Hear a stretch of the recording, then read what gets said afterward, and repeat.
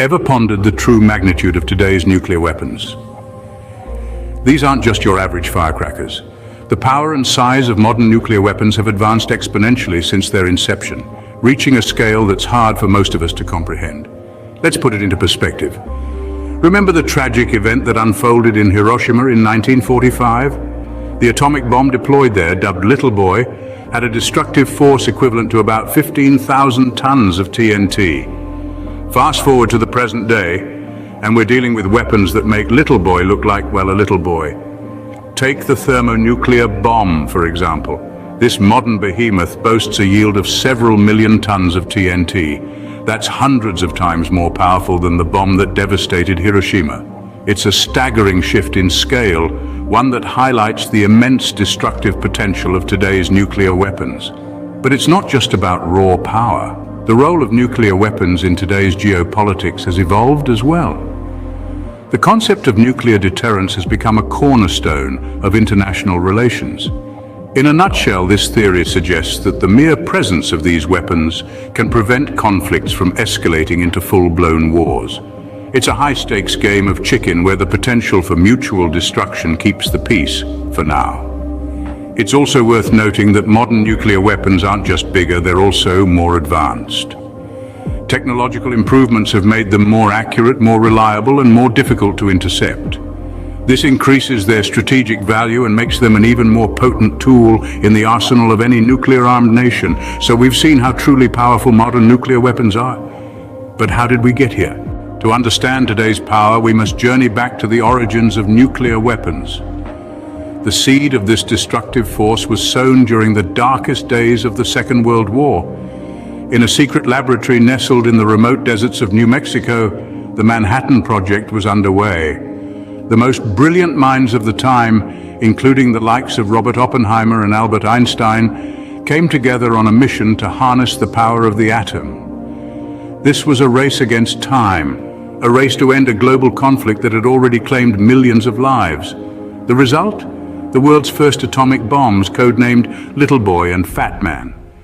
These were not just weapons, they were harbingers of a new age, an age where humanity held the power to obliterate itself. August 6, 1945, Hiroshima, a bustling Japanese city, had no idea of the nuclear dawn that was about to break. At exactly 15 minutes past 8 in the morning, Little Boy detonated over the city. In an instant, the city was leveled and over 100,000 lives were snuffed out. The power of the atom had been unleashed in all its horrifying glory. Just 3 days later, Fat Man fell on Nagasaki, unleashing a similar spectacle of destruction and death. The impact of these bombings was immediate and profound. They not only brought an end to World War II, but also set the stage for a new global order, one defined by the looming threat of nuclear annihilation. The bombings of Hiroshima and Nagasaki served as a grim demonstration of the destructive power of atomic weapons. They marked the dawn of the atomic age, an era where the fate of humanity hinged on the delicate balance of nuclear power.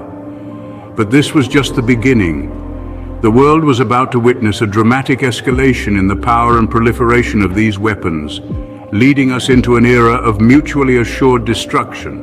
As the world entered the Cold War, a new race began, the nuclear arms race. This period, post-World War II, was marked by a chilling tension between two superpowers, the United States and the Soviet Union.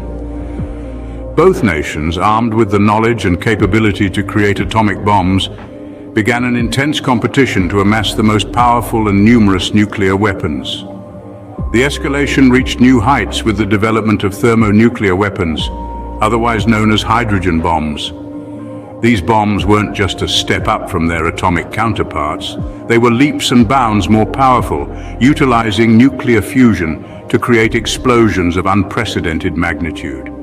The first successful test of such a bomb by the United States in 1952 sent shockwaves, both literal and metaphorical, around the globe. Parallel to this, the creation of intercontinental ballistic missiles, or ICBMs, further escalated the arms race. These missiles could deliver nuclear warheads thousands of miles away, making any part of the world vulnerable to a nuclear strike. The concept of mutual assured destruction, or MAD, became a grim reality. Any full-scale nuclear war would lead to the destruction of both the aggressor and the defender, a chilling deterrent that kept the world in a precarious balance. One of the most palpable moments of this era was the Cuban Missile Crisis in 1962. The world held its breath as the United States discovered Soviet nuclear missiles in Cuba, just 90 miles off the American mainland. For 13 nerve-wracking days, the world teetered on the brink of nuclear war. Thankfully, diplomacy prevailed and the crisis was averted. The Cold War eventually came to an end with the dissolution of the Soviet Union in 1991, but the legacy of the nuclear arms race is far from over. Today, thousands of nuclear weapons exist, held by several nations. The power to destroy entire cities, or even the world, remains a haunting reality. The Cold War ended, but the legacy of the nuclear arms race continues to shape our world. In our present day, the nuclear landscape is more complex than ever. The dawn of the atomic age and the subsequent arms race of the Cold War era saw the world on the brink of disaster. Today, the challenge is not just about two superpowers flexing their nuclear muscles, but a multitude of nations, each possessing their own piece of the nuclear puzzle. The spread of nuclear weapons has been a cause for concern since the mid-20th century.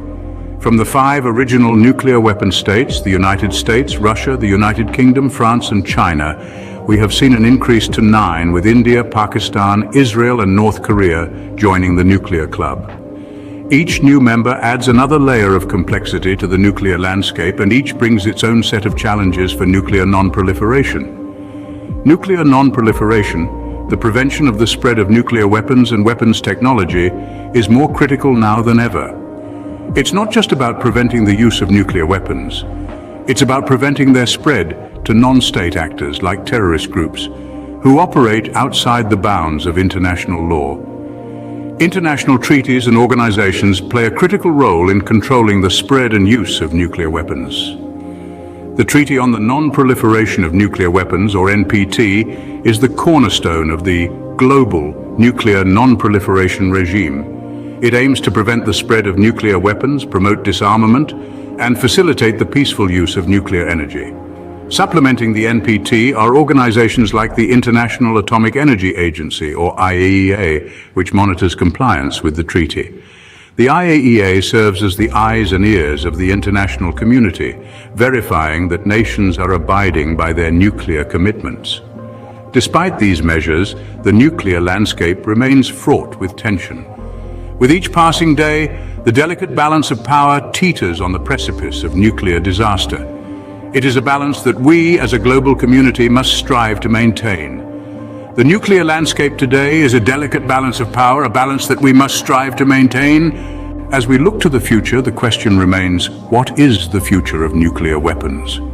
Nuclear weapons have long been the subject of controversy, with their immense power and potential for destruction sparking debates and negotiations worldwide. As we move forward, these discussions continue to evolve, shaped by new technological advancements and shifting political landscapes. In the realm of technology, the future could see the development of more advanced and powerful nuclear weapons. Hypothetical concepts such as neutron bombs or cobalt bombs have been discussed, though their creation would mark a significant escalation in nuclear weaponry. Such weapons would not only be more destructive, but also pose even greater threats to the environment and human life. On the other hand, we also see a push towards nuclear disarmament. Many argue that the risks associated with nuclear weapons far outweigh any perceived benefits. The Treaty on the Prohibition of Nuclear Weapons, which came into effect in January 2021, is an example of this movement. It is the first legally binding international agreement to comprehensively prohibit nuclear weapons, with the ultimate goal being their total elimination. However, the treaty faces opposition from nuclear-armed states and their allies, who argue that nuclear deterrence is necessary for maintaining global stability. This opposing viewpoint underlines the complexity of the issue and the challenges faced in achieving a nuclear-free world. In this complex landscape, diplomacy and international cooperation are more important than ever.